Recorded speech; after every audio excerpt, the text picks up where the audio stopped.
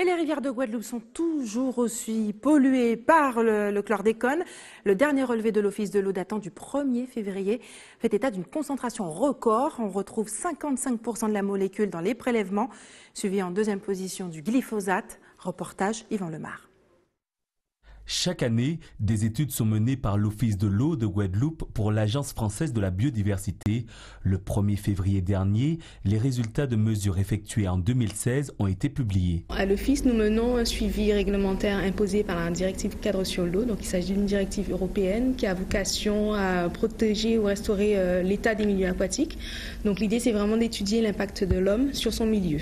Concrètement, nous émettons des commandes auprès de nos bureaux d'études partenaires ou laboratoires qui nous renvoient, qui font les analyses pour notre compte et nous renvoient ensuite les résultats observés. Alors, nous faisons des analyses sur eau, sur sédiments, sur biote, donc tout ça ce sont des analyses chimiques, et nous faisons également des analyses biologiques. Donc il peut s'agir de prélèvements de macro-invertébrés, donc ce sont des espèces qui vivent sur le fond des rivières par exemple. Nous faisons également des suivis sur diatomées, qui sont des espèces d'algues unicellulaires qui vivent sur les roches. Et avec tout cet ensemble de résultats, nous pouvons avoir une idée de la qualité des eaux. Les points de suivi sont situés sur la Basse-Terre et à la Ravine des Coudes à Morne-à-l'Eau pour la Grande-Terre. Un peu plus de 7000 mesures sur 26 sites différents ont été effectuées pour 300 substances contrôlées. Ce qui revient le plus souvent, donc à 55% de détection, c'est le chlordécone. Donc on retrouve systématiquement 55% de chlordécone dans nos suivis, et ça depuis plusieurs années. Et puis en deuxième position, on retrouve le glyphosate et son dérivé. Alors on retrouve la pollution à la chlordécone est localisée pour la plupart sur le croissant bananier. On en retrouve un petit peu, mais souvent en dessous des normes de qualité environnementale dans la grande rivière à Goyave. Et les autres pesticides, on en trouve quasiment partout, surtout à l'embouchure des rivières. Donc nos suivis sont tant en amont qu'en aval. Et là où on a le plus de détection, c'est forcément en aval des cours d'eau. Les analyses pour 2017 sont en cours de collecte. Le bilan devrait être présenté d'ici la fin de l'année lors d'un séminaire sur les milieux aquatiques. Et quel danger pour notre santé? Y a-t-il lieu de s'inquiéter? Le président de l'association Envie Santé est avec nous pour nous éclairer ce soir. Philippe Verdol, bonsoir. Bonsoir. Merci d'avoir accepté notre invitation. Tout d'abord, votre réaction par rapport à cette étude, ces relevés de l'Office de l'eau qui date du début du mois de février. Oui. Avez-vous été surpris? Non, parce que la contamination au chlordécone est suivie depuis plusieurs années, comme il a été précisé dans le sujet.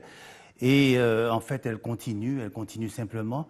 Il y a des recommandations de l'ARS importantes qui datent déjà de 2010, où dans un rapport concernant les qualités d'eau de source 2005-2009, l'ARS préconisait notamment de ne pas faire d'usage domestique des eaux de source qui pouvaient être captées par certains particuliers. Alors, les usages domestiques, ça renvoie notamment aux bains, par exemple, aux bains et aux douches. Alors, cela veut dire qu'il ne faut pas se baigner, se doucher avec les eaux de source, et donc ça implique aussi que la même consigne est donnée implicitement pour les eaux de rivière. Alors, devons-nous éviter de se baigner à la rivière? Mais c'est ce que ça veut dire implicitement. L'ARS avait transmis l'information aux communes du Sud Basse-Terre en leur disant d'en informer la population. Mais c'est quelque chose qui n'a pas été fait pour ne pas gâcher, ternir l'image de marque de la population. Je voulais préciser aussi que j'ai eu l'occasion d'échanger avec un médecin de Bretagne lors d'un séminaire qui se tenait à Paris. Et celui-ci m'indiquait que, en tout cas, compte tenu de la contamination qui existe en Bretagne au niveau des eaux de rivière, personne ne se baigne plus en Bretagne depuis plusieurs années.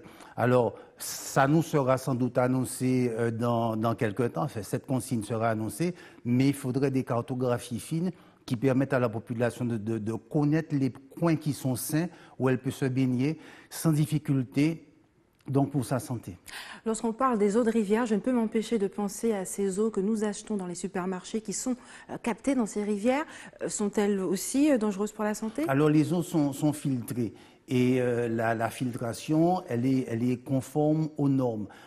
Sauf que nous avons une particularité. Bon, je passe sur les problèmes de changement de filtre qui pourraient être discutés également longtemps, mais nous avons une particularité, c'est que ici, les tolérances concernant le chlordécone sont 3 fois plus élevées que les tolérances en France concernant des pesticides organochlorés. Alors, la raison de cette dérogation, elle n'est pas claire, il n'y a pas de justification précise, mais il faudrait donc enquêter sur ce sujet. Les professionnels de santé, justement, en tout cas en Martinique, réclament une tolérance zéro au chlordécone.